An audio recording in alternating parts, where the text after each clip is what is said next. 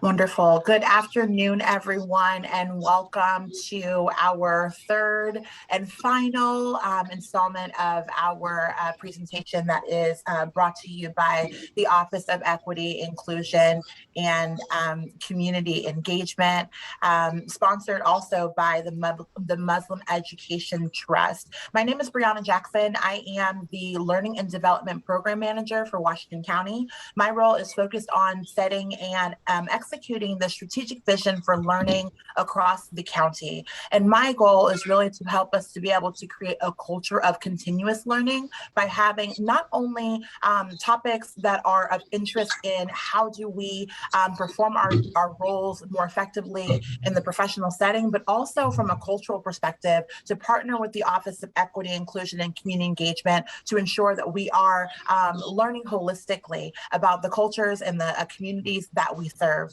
So if this is your first time, you are in for such a treat. If this is your second or your third, you know what these treats are.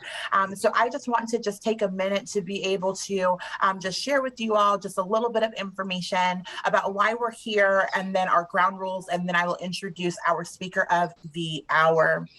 So over what remains of this year and well into 2022, the Portland and Salem metro areas will resettle several communities forced from their homelands right after the US-led military withdrawal from Afghanistan. At present, around 5,000 new Oregonians are projected to arrive under the Department of State's Special Immigrant Visa Program. Many more families in urgent need of resettlement assistance will follow under a variety of other immigration programs. As one Washington County, we want all of our staff to be prepared to welcome our new neighbors into our services wherever we may encounter them. Today's topic is Washington County's preparations for inclusive services delivery. This session will provide an understanding of how Washington County government can help assure accessible, respectful service delivery, i.e. honoring languages, religious practices, food restrictions, gender norms, effectively engaging community members and leaders, and demystifying governmental systems. We're really excited about the content, and the format is the same as before. So within this 1 hour, we'll have about 45 minutes of content and about 15 minutes of Q&A. And so I will be monitoring the chat to be able to capture those questions that we will save until the end of our program. You are welcome to either type your questions directly into chat. There's also a Q&A button that will allow me to easily be able to identify your questions. So whichever works best for you, please feel free to use either method. I want to remind you that no culture can be explained in a matter of hours or days. Cultural learning is a lifelong practice. These are introductory trainings that will hopefully give you some starting information and motivation to do more learning and relationship building. This session is being recorded just as the others were, and so you are welcome to be able to go back to review the other sessions and this one at your leisure.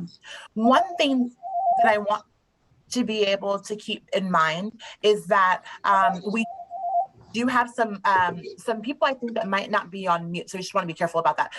But we do want to make sure that we do review with you our ground rules. So I'm going to share the screen just real fast, just to be able to share with you all what our ground rules are. This is a learning space. Our goal is for us to be curious, to ask questions, to afford grace, and to reserve judgment. We also want to avoid personalizing feedback. As we talk about how other cultures engage with our government systems, it's not for us to defend, but just to learn about the information being shared. This is also a brave space. It takes courage and effort for us to be able to enter into equity, diversity, and inclusion work in government, and we welcome you into this brave space. We also want to honor confidentiality, so please feel free to take the lessons, but not the individual, names or the questions that are posed here. We also encourage you to listen with an open mind, also to make space for everyone. Please lean forward to be able to ask your questions, and also be considerate in leaning back so that others can ask theirs as well. And lastly, to accept a lack of closure. Again, we're not going to learn about a single culture all in one day, so it's okay that we might still leave this space with questions. At this time, I want to introduce to you all our speaker of the hour. And he is a brilliant man that we are so grateful to have in our community space today. Since migrating from Yemen to the US in 1988, Wajdi Saeed has worked with the Muslim and Arab communities and the community at large to promote a better understanding of Arab communities and the community at large, and the community at large. To promote a better understanding of Islam and bring about much needed healing and bridge building dialogue among Portland's diverse communities. Wajdi brings to the greater Portland metro area over 30 years of experience mediating in Arab American and Muslim communities and contributing to the positive integration of these communities. He was instrumental in founding several organizations that are well regarded for their work in providing support for newcomers to our beautiful city of roses, including the United Muslim Aid, Muslim Educational Trust, Islamic Social Services of Oregon State, Beloved Community Coalition, Arab Jewish Muslim Dialogue, Good Faith Coalition, and Arab American Cultural Center of Oregon. He also co-founded the Interfaith Council of Greater Portland, an organization which came together as a result of 9/11, as well as the Institute for Christian Muslim Understanding. Wajdi has been involved in numerous interfaith communities and panels throughout the years. He is a commissioner with the City of Portland, New Portlander Policy Commission, and serves on the boards of Neighborhood House, Portland State University Middle East Studies Center, and the Arab and Muslim Police Advisory Board. Wajdi has spoken at countless colleges, high schools, organizations, and churches promoting a better understanding of Islam and Muslims. Additionally, through his work of MET and previously the United Muslim Aid, Wajdi has helped resettle refugee families from Iraq, Somalia, Bosnia, Afghanistan, Kosovo, and other countries. Through his leadership, over 1,200 refugee families have been resettled in the Portland metropolitan area.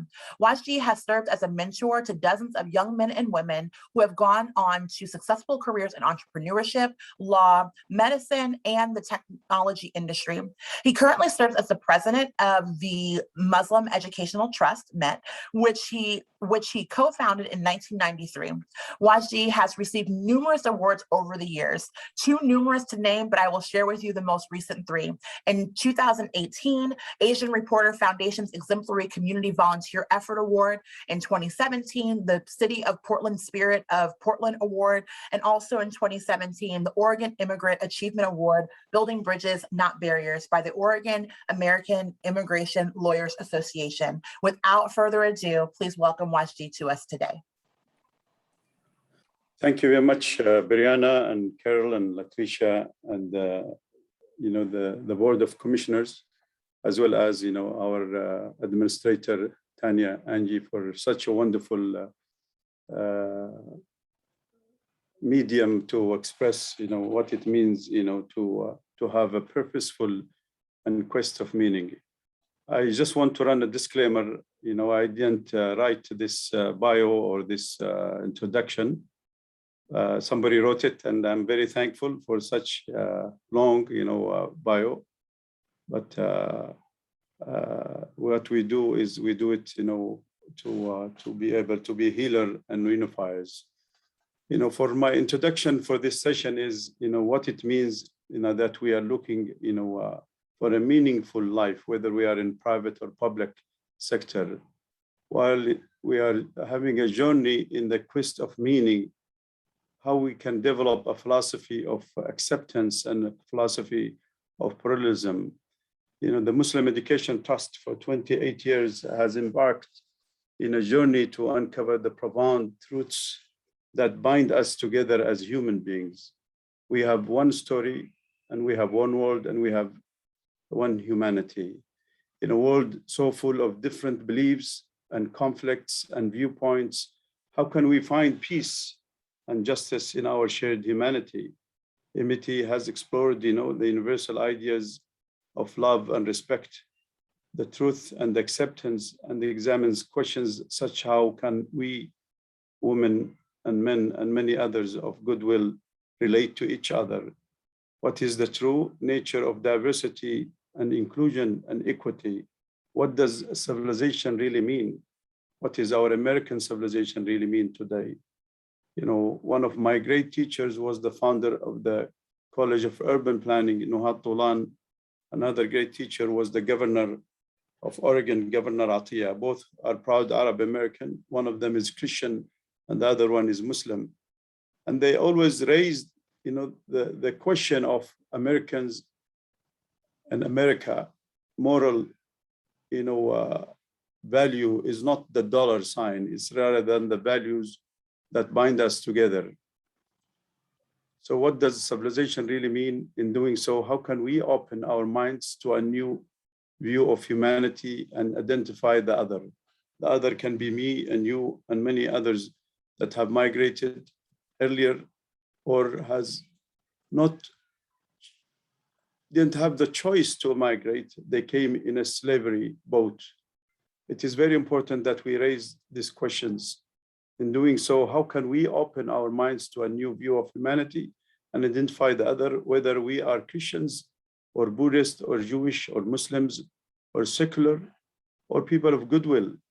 This training, we hope it will guide us to see the past and what divides us in the past, and how can we find the common grounds to unite and heal so we can create the beloved community.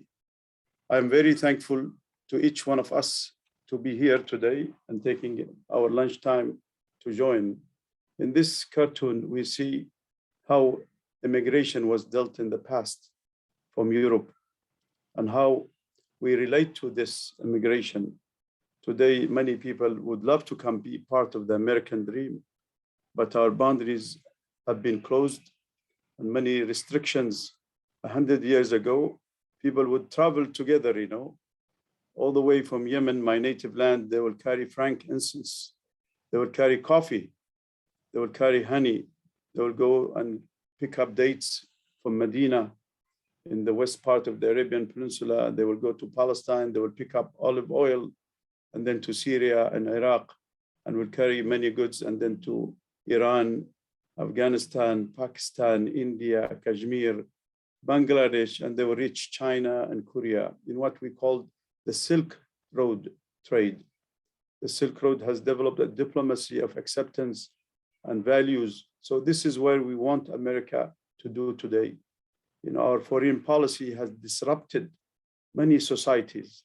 Many societies didn't come to America from Somalia or East Africa or West Africa by choice, because we put our business in other people's business. We disrupt these societies. Same thing in Syria and Iraq and Afghanistan. And now my native land is disrupted. So many of us, choose to become American. And now we have a moral and ethical obligations to heal America and to reform the system where we draw many, many services.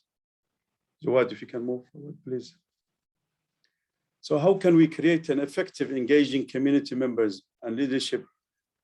And how can the government systems, we as public servants, how can we respond? Our recommendation has been the same, what we recommended for the city of Portland, Multnomah County, and now Washington County, is to create a task force, an advisory board that will address diversity and equity and inclusion, so we can bring many good citizens, to volunteer with us and to support us. We need to create a public and private partnership, establish these formal structures and opportunities for refugees to develop their own skills and participate in civic engagement, open channels of dialogue. The refugee population needs certain services from government, but the refugee population and leadership are eager to offer their skills. We can offer our skills as private citizens, as public servants. How can we engage these refugees to become proud Americans? We always say here at the trust, at the Muslim Education Trust, based on our great mentors and teachers, we say no to assimilation, but we rather say, also no to isolation. But we want to encourage positive integration. or what we call integration by design. And that's how the public and private can come together, to integrate by design, how we become proud Americans, how we can become, proud healers and unifiers. So civic engagement is the only way. How we can reach that civic engagement is to utilize the resources that is provided by the federal government, the city government, and the county government, and the state, by having orientations, for these newcomers, these new, Portlanders, this new, Beaverton and Tigers, and many other cities that can embrace these refugees, and many other counties. How can we partner with the CBOs, the community-based organization, to create this leadership and develop these opportunities for the immigrant and refugees to become part of the American dream? Jawad?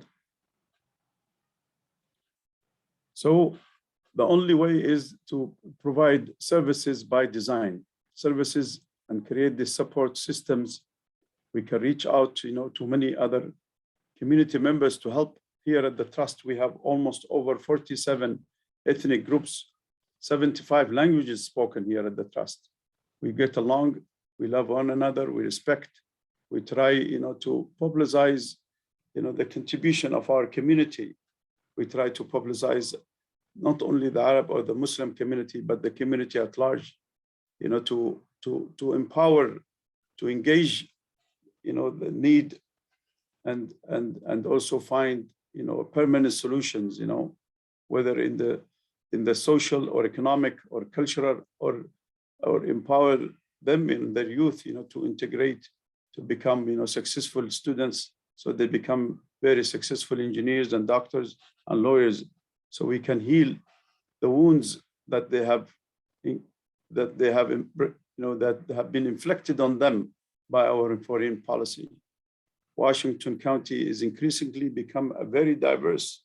They say 1 out of 4 children in Washington County have an international background because of the high-tech industry that are in Washington County, many born into, Asian and African and European and Latinos.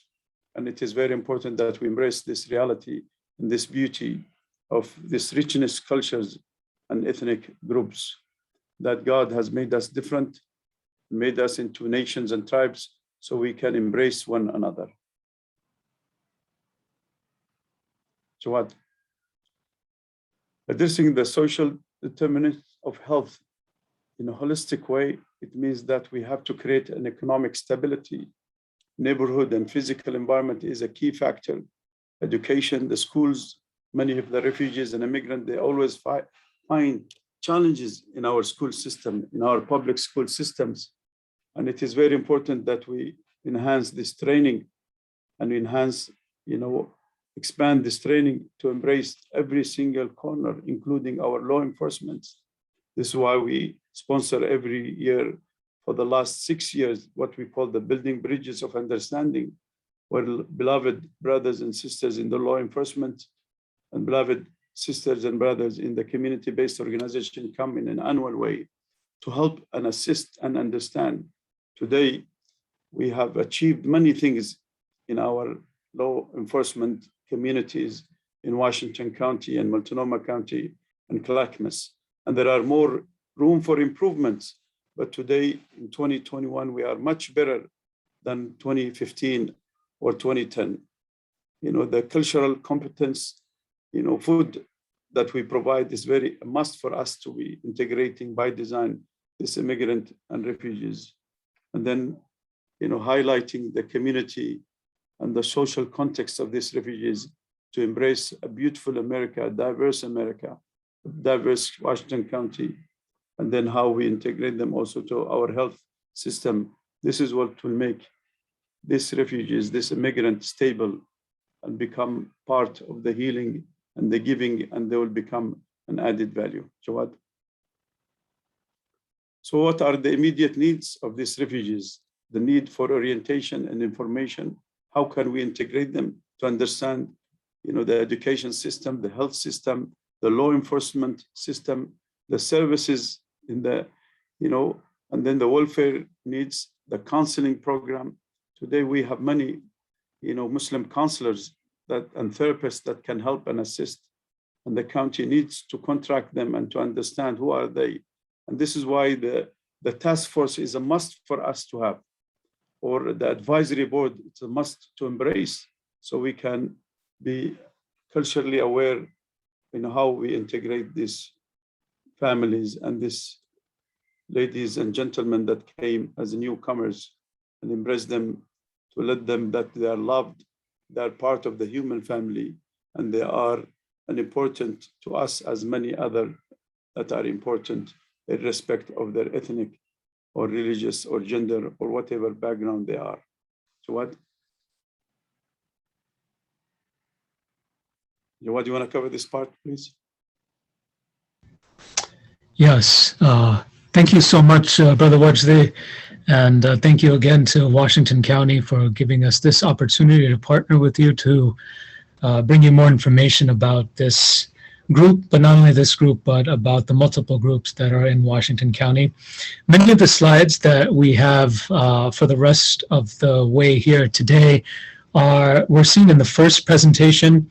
And I realized that when it was asked about some of those things would be saved for this third session. So I'm going to briefly touch on them, and then we're going to leave a sizable amount of time for questions, since there were a large group of questions last time and in the first session as well. So one of the ways is that, as was Brianna said at the beginning of this presentation, how is it that Washington County or communities can offer respectful services and truly provide the services that are going to create those social determinants of health. And one of the ways is to offer them in multiple languages. As we discussed the first time, we have two major languages that are spoken by the Afghan refugees, or the people in Afghanistan themselves, Dari and Pashto. Bilingualism is it's common. Dari is the classical version of Persian and Farsi, and it functions as the lingua franca. Pashto is the native tongue of the Pashtuns and is also spoken in northwest provinces of Pakistan, as we mentioned last time or in the first session. Many of the Pashtuns are fluent in Dari, while some non-Pashtuns are also fluent in Pashto. So Dari Persian is spoken by 78% of the Afghans, Pashto about 50%, and then we have the other languages that we mentioned as well, such as Uzbek, English, Turkmen, Urdu. Urdu because of the cross-population of the refugees that went into Pakistan, and then when some of them returned, and then for other reasons as well. And then we see some of the other smaller languages. So offering for sure in Dari and in Pashto, because as we mentioned last time, there is a deep-seated identifying of self with the language one speaks. And sometimes it's difficult for some people to understand about this deep-seatedness when it comes to approaching the community. As I could speak two languages, but my self and my perception of self might not be as rooted in that language that I speak. So for Washington County to provide these services in the best and proactive and respectful way, as was mentioned, the workshop outline would have to be, especially in these two languages and maybe some of the other minor languages that are available. As we mentioned in the first workshop as well, the great majority of Afghans, 99.7% approximately, are Muslims. There are some small residual communities of other faiths that are there, including Christians, Sikh communities, Hindus, and Baha'i. And when Brianna introduced the session that we can't understand one culture in one sitting, regardless of how observant an Afghan Muslim is, everyone tends to engage with Islam on some level, as Islamic customs form the basis of many of the general norms in Afghanistan, and those general norms and customs are deep-seated within Afghan culture. And then we see that in Afghan communities here in the United States, here in Oregon. So understanding these, as we'll touch on a little bit here, is vital to providing services in the most respectful and the most efficacious manner possible. But 90% of the population is Sunni, approximately, and about 10% of the Muslims in Afghanistan are Shia. And then this divide is expected as the divide for the newcomers. And again, identity is rooted in not only language, but in this faith in which, as one identifies oneself as Sunni or Shia. It's as we mentioned in the first session, theologically, the differences are not vast and not really there at all. It's more of a identifier politically in history as well as in recently. Most of the Pashtuns, Tajiks, Uzbeks are Sunni, while Hazara comprise the vast majority of the Shia population, although there are Sunni, Hazara, and then there are Shia of the other ethnic groups as well. Understanding and providing services, understanding about the month of Ramadan this upcoming year, inshallah, God willing. Ramadan will begin by April 2nd and end on May 1st. And so some of the people who are in school or who are otherwise employed, they might be fasting during this month, and understanding some of the rituals of Ramadan would be highly important. That in Ramadan, that people who fast, they do not eat or drink from sunup, from dawn until sunset. And it is a time of reflection. It's a time of spiritual renewal. And scheduling things during Ramadan is something that we have to be cognizant of. As we mentioned as well, the communal prayers and gatherings are on Fridays, and the major holidays of the breaking of the fast, Eid al-Fitr, and then the Feast of the Sacrifice, which is during the month of the pilgrimage of Hajj, Eid al-Adha, and then the Mawlid, which we recently celebrated, which is the Prophet's birthday.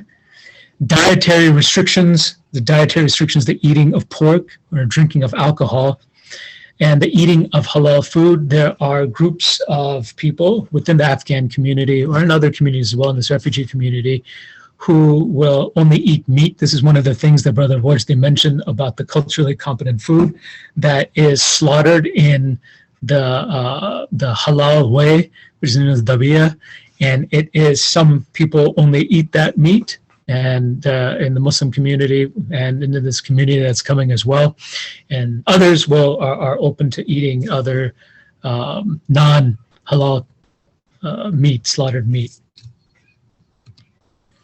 Some of the common customs and etiquettes, the greetings of Assalamu alaikum.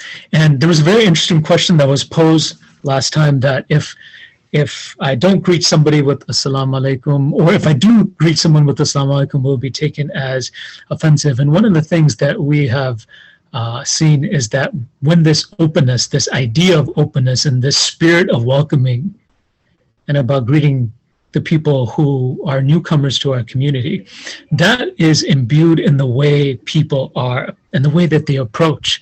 In one of our workshops that we do about Islamophobia, we have different scenarios about how people can say certain things that could be Islamophobic or taken as offensive, but in the manner in which people approach it and the way that you can see that it's taken as, oh, people understand this is part of who I am, to be greeted this way. The use of one's right hands or both hands together to gesture or to offer anything or to accept a gift or to accept paperwork that is handed into the right hand. One should not touch people of the opposite gender unless they are very close family or friends in general. Afghans take great pride in their hospitality. It's considered an honor to host guests. Therefore, one may find that an Afghan seeks to host you early on in the friendship. And that is something that's part of the culture and something that we see many in the not only Muslim community, but all communities. But Afghans take a very special take to being great and hospitable and generous hosts. Guests to all Afghan homes should remove their shoes at the door when visiting.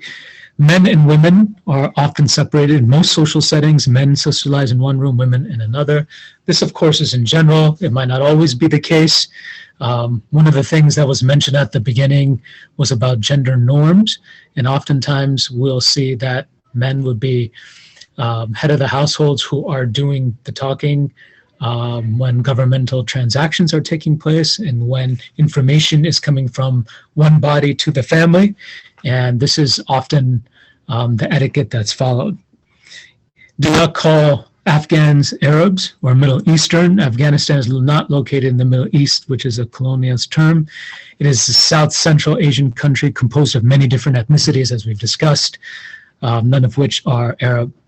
Afghani refers to the currency of money in Afghanistan, should not use as an adjective to describe Afghan people. And some of the household, family, and household structures, as we mentioned before, Afghan culture tends to be collectivistic, and people generally put their family's interests before their own. This is very interesting. This is very vital to understand when offering services and designing programs to address the needs of Afghan refugee families. And that is this collectivist idea about multi-generational families and the loyalty to one's family supersedes any obligations to one's tribe or ethnicity, and the family matters are kept strictly private. And as a matter of great honor, that private matters are kept private. And people are often reluctant to share personal issues with non-family members, as community knowledge of a family struggle can bring shame on a household. And when dealing with issues that we always know that they're issues of communities that are resettling in a different culture, in a different environment with different language and different customs, that sometimes there are misunderstandings, and that this is something that's key to understanding the modus operandi of many of the families. Afghan households are generally large and multi-generational. As we mentioned, there's nearly 8 people on average in a household. And then that is something that we covered as well. And then it's extended family households, 3 to 4 generations that live together. And then you often see the same living arrangements in Afghan communities that are here. Okay, so I know that was really brief, but we covered most of those things in the first session. So we wanted to give ample time for any of the questions and answers that we have. And I'm going to stop sharing there. All right. Thank you so much for that content. I'm so grateful to have you both here to be able to share with us. I want to open the floor up for questions. Right now in my chat, I don't see any questions listed, and I don't have any that are listed in the Q&A portion as well. So I want to be mindful of that and ensure that people have the opportunity, or know that now is a great time to ask questions. And I do see, Latricia, do you have is that your hand that's raised? Okay, good. All right. It's different in the panelist format. So Latricia, please. And I don't know, are you able to unmute yourself? Yes. Yes. Okay, great. Thank you. Yes, I am. Thank you so much, Brianna, and assalamu alaikum, Jawad and Wajdi. I am as you're going through the numerous different cultural norms, I'm envisioning lots of ways that those cultural norms may bump up against dominant culture standards around professionalism. And so, one that comes up for me, and it does in multiple cultures, is the idea around like social workers or professionals not sharing food with clients, not engaging, creating those professional boundaries. I wonder if you could discuss how that can actually potentially have a negative impact on the ability to establish rapport. I know if I walk into a Black family household or a Latino family household and don't eat, I'm not trusted. And so just curious about some of those things where our sort of white dominant culture professional standards may go astray when we're engaging with communities that represent a different culture, and specifically the Afghan community.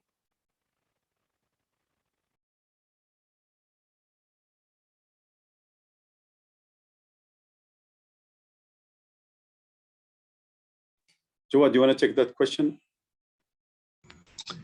I can begin, and then I'm sure there'll be a follow-up. But I think this is very interesting, Latricia. But I think one of the mitigating factors, and we've seen it here, for example, as Brother Wajdi mentioned, and we mentioned the first workshop about the different ethnicities, 45 plus, and the different languages that are spoken, that these ideas of certain rules, especially in COVID time, and the restrictions that are in there have imbued themselves into other cultures as well. And I've seen one of the examples that we'll give is, for example, in prayer.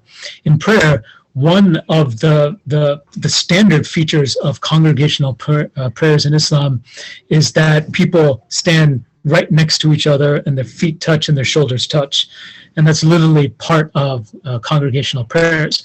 But as the reality of COVID set in, there were exceptions that were made. And even to something as fundamental as prayer itself, congregational prayer, where people can stand apart. And so now when we have congregational prayers, we have the space of 6 feet, now 3 feet apart. So these ideas about not sharing and the reasons for not sharing, at first, I think, would be something that is not expected for somebody. You're used to sharing everything that you have, and there's a love and a joy that you have from that. But because of the fact that this idea of the reality in COVID about not sharing and about medical issues that are related to that, I think there is now in general more acceptance of it, and that there is an attitude towards that acceptance of it. And people are very, very quick to understand and realize and see that this is not because of X reason for trying to subdue the way that you are or be, but for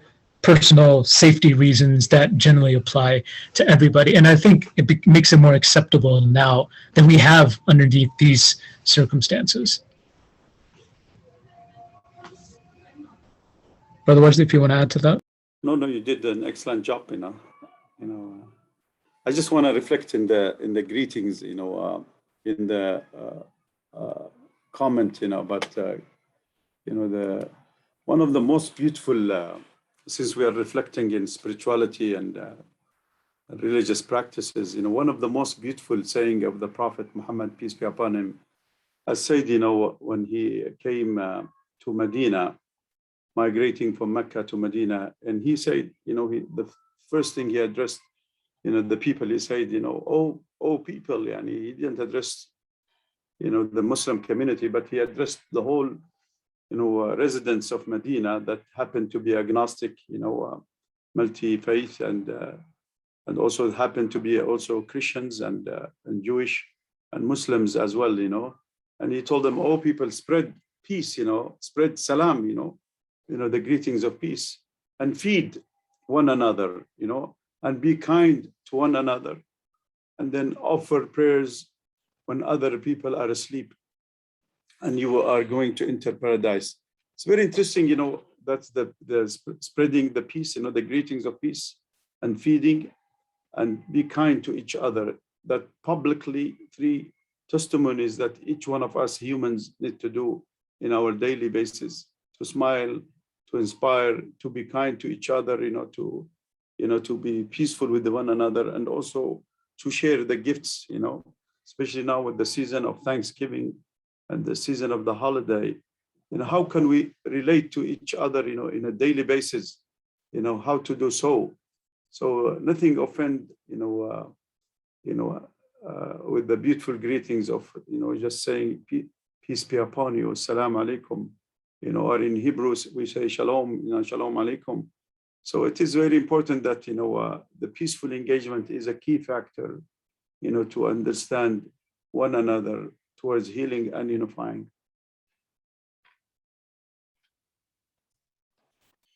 Thank you so much. I do have a couple of other questions that are in there, or a few other questions I think that are in the chat. So I want to go ahead and just walk through those, and then we'll have both of you answer, or kind of either or. So another question is, what can you share about how people in the Afghan community are feeling about COVID testing, mask wearing, social distancing, and vaccinations? I'm married to one for 31 years. So and Rohina, she's a dentist and she's also naturopathic doctor. You know, we met together in college in organic chemistry, and then the bond happened, the covalent bond happened. And she is a firm believer. You know, she has been here for almost, she came as a refugee in 1980, you know, when the Soviet Union invaded Afghanistan in 1979. She was displaced, she and her mom and grandmother and her sister and brother. And she is a believer, a firm believer, and many other Afghans are firm believers, you know, of vaccine, you know, and the social distancing. And there are Afghans, you know, like many other human beings in our human family. I mean, whether you are an evangelical Christian, white, or an Orthodox Jewish, or a conservative, Buddhist or Muslim, you know. So there are variation of people response. I was mentioning while we are hosting, Washington County Clinic COVID vaccine this Saturday, and we're very thankful for the leadership and many others, that made this a reality. Yesterday, one of the family members, she's a retired, Army officer in the U.S. United States Army, and she was questioning, why we are announcing, there are vaccine for the 5 to 11 years old. And I told her because it's a must, and many of our doctors, if it's not all our doctors, medical doctors in the Muslim community recommended highly that vaccination is a must, and we have hosted many spiritual leaders and religious leaders and doctors conversation, and all of them highly recommended that we do it, and it's a must, So after 2 hours of discussion, and I wanted, to make sure that I listen and support this lady and her challenges, and finally she was able, to accept that her son will 5.5 years old son will be vaccinated. Not only that, she wanted encouraging her husband, to do so in the first stage, and then she will do it in 2 months after they see the reality and action. So, Afghans, like any other, community members, they have, their questions, and they have also their positive engagement towards the COVID vaccine. Thank you so much. Do you anticipate any health challenges with less walking, more access to food, to fast food or junk food, et cetera? How can we prevent this?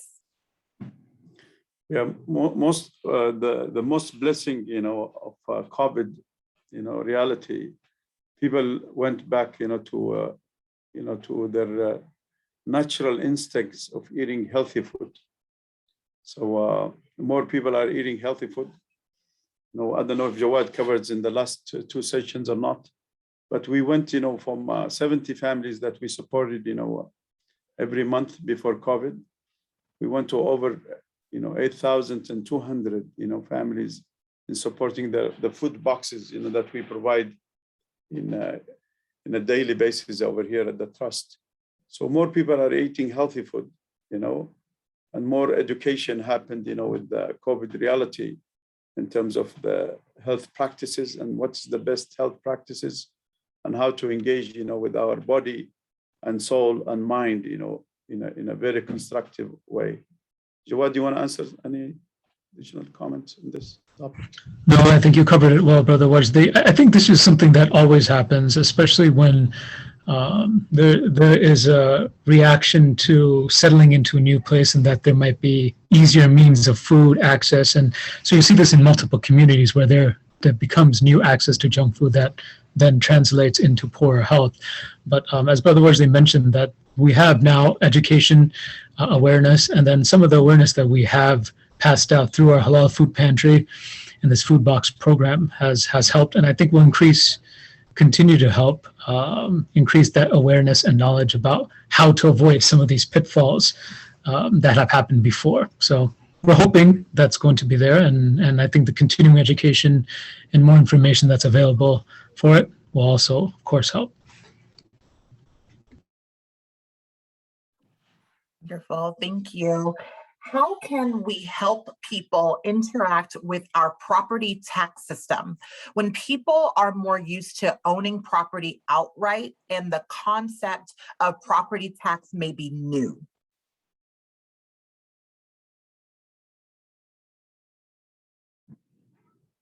Jawad, do you want to take it?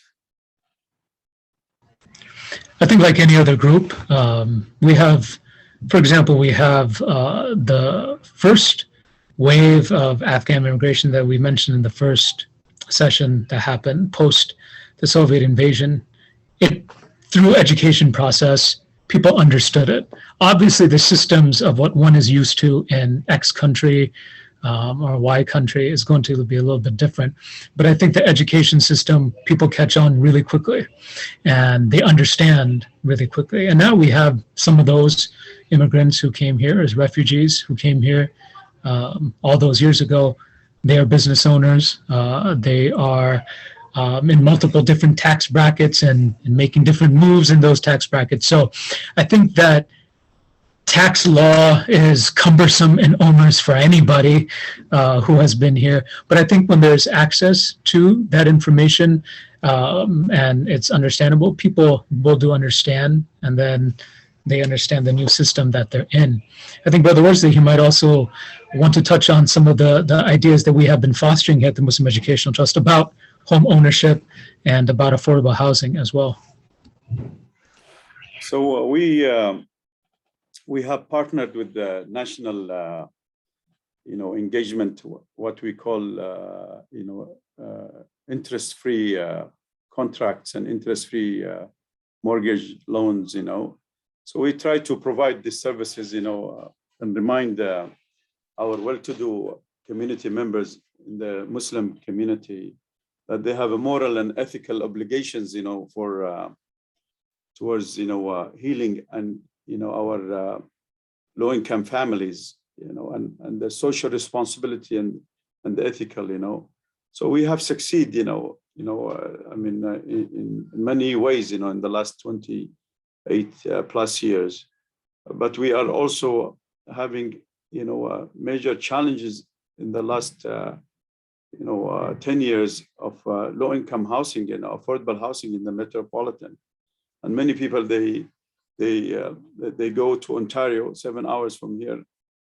The social distancing away from the community centers, has provided, challenges for this African and Asian refugees.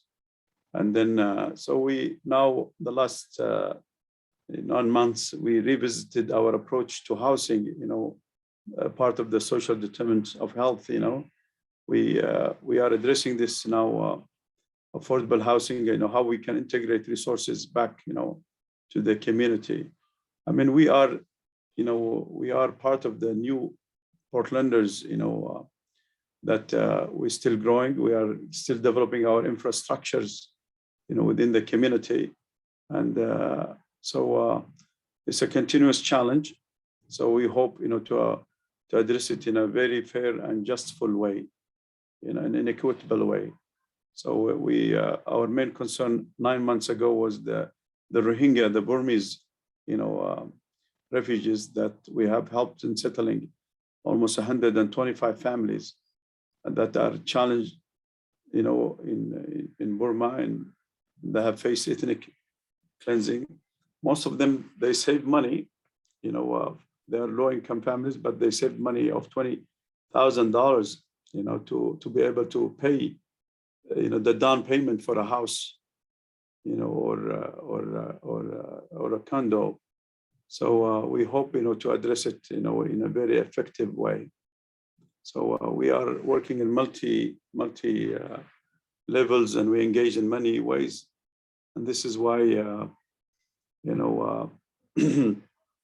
this is why we are, we are extremely busy, We thank you for investing your time in that way. That's wonderful. I do have a few more questions for you all. You spoke of only eating meat slaughtered in the Halal way. Can you explain what that is? What do you want to do it? I want to remind the audience they can ask any questions cross their mind. Nobody will hurt our feelings. We want to heal and unify in a respectful and engaging and loving way. So please don't shy. I see one question that we can address as well, the non-binary questions. So the two different terms that we have here, to make it as simple as possible, is something that is halal. Literally, basically means permissible. It's allowed to eat. So animals that are halal are permissible to eat. Now, that can be for anything. It can be for any type of food. One of the ideals is that something is eaten, that it was the money that was used to buy this food was earned in a halal manner. So that includes that as well. The term that we mentioned really quickly there here is dhabiha, and that is and if you want to look that up, it's Zabiha in most transliterations. And this specifically talks about the way that the animal, and only talking about meat, is slaughtered. And so there are a few conditions. One of them is that the name of God is invoked upon the animal, that this is being slaughtered for a purpose of feeding people, of providing sustenance, and not for any type of cruelty, and that the animal must be slaughtered in a humane way and not bring any pain to the animal and not bring any suffering to the animal. So this is known as dhabiha meat. Some Muslims will only eat dhabiha meat. Other Muslims will eat meat that's not slaughtered in the dhabiha way, which might be, also closely related to, if one wants to say, kosher meat that way. So this is the difference between the two. And then there is a large group from large swath from both sides. I think there's a small group of people who will only eat dhabiha meat, and there's a larger group of Muslims and Afghans who will eat generally meat that's available. So that's the delineation of those terms. But otherwise, they might want to add on to that.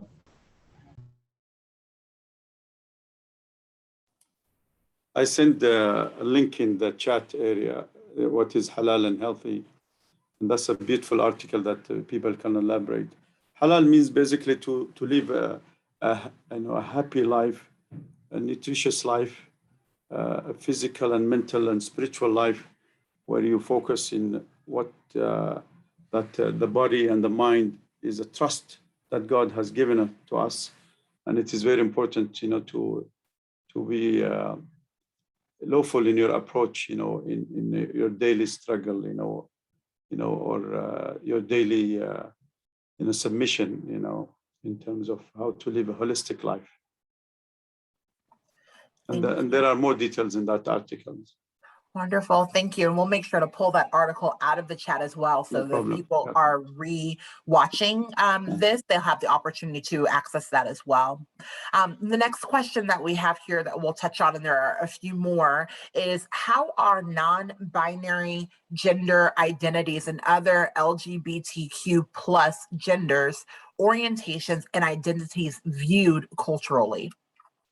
That's a very question that a lot of people have struggled to the challenge with us as human beings, and I'm speaking here in a very general term, that we forget the history of our creation, and the history of our creation, the story of if you are within the Abrahamic tradition, in terms of the children of Israel, and then the Christian community, of Jesus Christ, peace be upon him, and then the Muslim community.